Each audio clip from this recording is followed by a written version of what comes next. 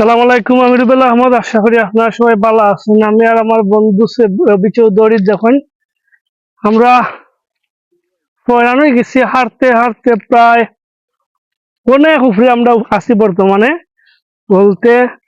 আমি কিতা হইতাম আপনার সবাই যদি একটু সাথে দেখেন তাহলে দেখতে পারবো আমরা কুয়াই যাইরাম, কিতা করলাম, কিতা খাইলাম। অবশ্য এই ভিডিওর মাধ্যমে সবাই দেখানোর চেষ্টা করবো। দেখেন আমরা উড়তে উড়তে পয়রানো গেছি, আপনারা একটু সাথে দেখবা।